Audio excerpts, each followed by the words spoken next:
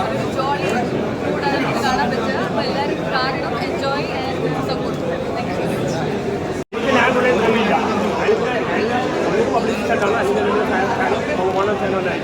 ഒരു ദിവസം നൽകുകയാണ്. എനിക്ക് അവിടെ പമ്പുണ്ട്, എല്ലാം വളരെ വാസമാണ്. അതേ പടം ഉഗ്രം പടമാണ്. സത്യം എനിക്കങ്ങനെ ലാഗ് തോന്നിയില്ല. പടം നല്ല എൻ്റർടൈനറാണ്. എനിക്ക് ലാഗ് തോന്നിയില്ല. അതിന് ഒരു ലാഗ് ഉണ്ടെന്ന് പറയും. എനിക്ക് ലാഗ് തോന്നിയില്ല. കോമഡി ഉണ്ട്, ആക്ഷൻ, സെന്റിമെൻറ്റ്സ് എല്ലാ ജോണറും ഉണ്ട്. ഇത് ഇപ്പോഴത്തെ ഓഡിയൻസ് വ്യക്തി മൂവിയാണ്. ഈ കാലഘട്ടത്തിൽ വ്യക്തി ഫിലിമാണ്. നമുക്ക് ആ ഓഡിയൻസ് അങ്ങനെ മനസ്സിലാക്കാൻ പറ്റും. അതേപോലെ ധാരാളം മനസ്സിലാക്കി കഥയെ കുറിച്ച് വരാം. എല്ലാം കൂടി നമ്മൾ എൻ്റർടൈനർ. ഗൂഗിൾ സുരക്ഷ ഓരോ ഡയറക്ഷനാണ്. എല്ലാം കൂടി സൂപ്പർ മൂവിയാണ്. ഈ ജോണറാണ് സിനിമ. ഞാൻ ഇൻവെസ്റ്റിഗേറ്റ് ചെയ്തിട്ടില്ല. അപ്പോൾ കോമഡി, ആക്ഷൻ, നമുക്കൊരു ആക്ഷൻ അങ്ങനെ വന്നിട്ടുണ്ട്, കോമഡി തന്നെ വന്നിട്ടുണ്ട്, അപ്പോൾ സെന്റിമെൻറ്റ്സ് ഉണ്ട്. എല്ലാം കൂടി നമ്മൾ എൻ്റർടൈനറാണ്. ഈ കാലഘട്ടത്തിൽ വ്യക്തി ഫിലിമാണ്. പുള്ളി ഞെട്ടിക്കൊണ്ടിരിക്കുകയാണ്. ഞെട്ടാൻ മാത്രം നമ്മൾ ഒരു രക്ഷയില്ല.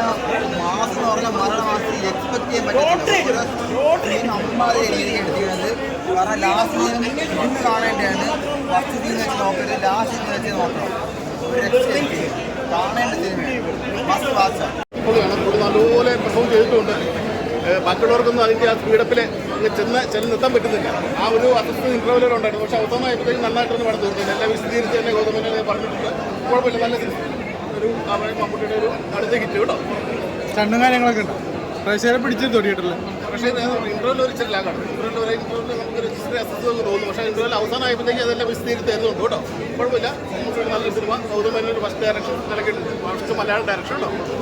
എന്തായാലും നമുക്കവിടെ ഒരു വെറൈറ്റി മൂവിയാണ്. എന്തായാലും എന്തുമാത്രം സപ്പോർട്ട് ഉണ്ടെന്ന് അറിയാൻ പാടില്ല. എന്തായാലും ഒരു ഫണ്ണി ത്രില്ലറാണ് മൂവി.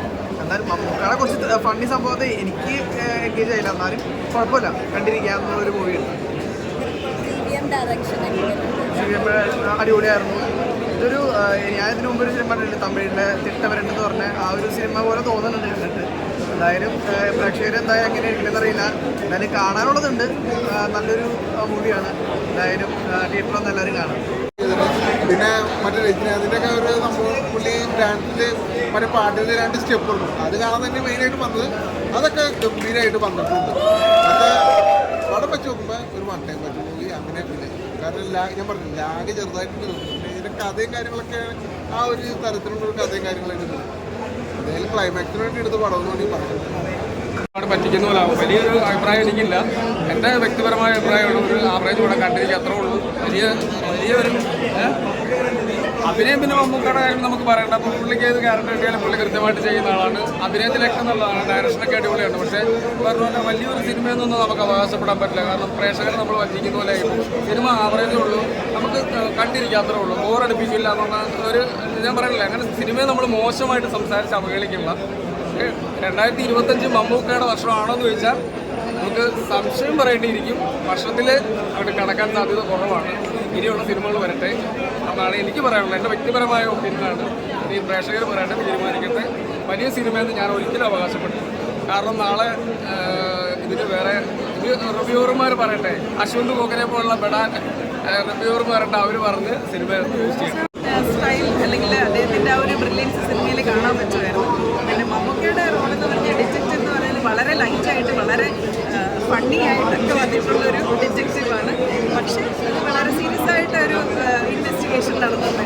ഭയങ്കര രസമായിരുന്നു. ഗോകുലുമായിട്ടുള്ള സീൻസ് ഭയങ്കര ഇൻട്രസ്റ്റിംഗ് ആയിട്ട് മമ്മൂക്ക അഭിനയിച്ചുകൊണ്ട് രണ്ടുപേരും. അപ്പോൾ അതുകൊണ്ട് നമ്മൾ ചിരിച്ച് കളിച്ചിരുന്ന് കണ്ടുകൊണ്ടിരുന്നൊരു ത്രില്ലർ എന്ന് പറയാം.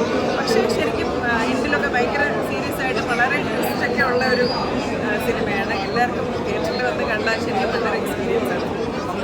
അടിപൊളി.